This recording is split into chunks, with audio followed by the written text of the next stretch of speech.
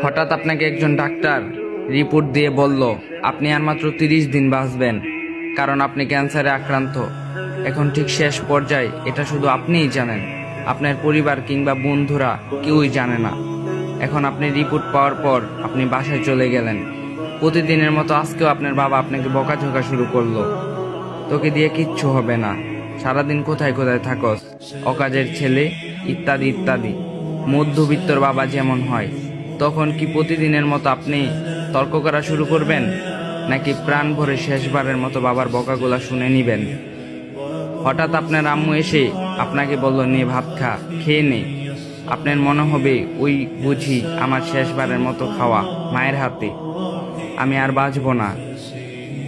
আপনি পরম তৃপ্তি নিয়ে খাবেন, আপনার কাছে মনে হবে পৃথিবীর শ্রেষ্ঠ খাবার, যদিও ডাল ভাত হোক না কেন।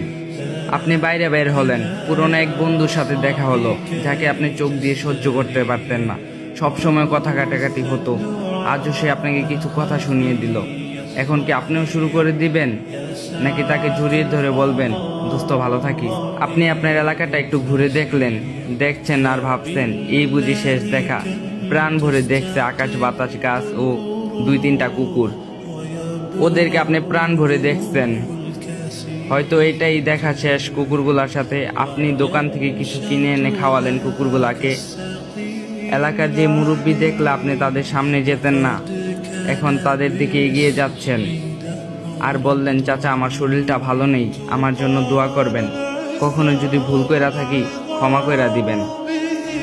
আপনার চক্ষু শীতল হয়ে যাচ্ছে। হঠাৎ আপনার মনে হলো নামাজ পড়া উচিত। আপনি দৌড়ে চলে গেলেন আপনার রবের দিকে।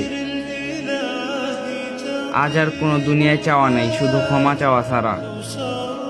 আপনি যা দেখছেন তাই ভালো লাগছে, সবকিছু অসাধারণ। বিকালের সুন্দর, রাতের ঘুম, সবকিছু সুন্দর লাগছে আপনার কাছে।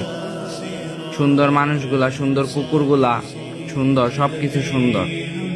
কিন্তু আমি থাকবো না। অথচ আমরা মৃত্যুর কথা ভাবতেই চাই না। আল্লাহ আমাদের সবাইকে স্বাভাবিকভাবে জীবনযাপন করার তৌফিক দান করুক, আমিন।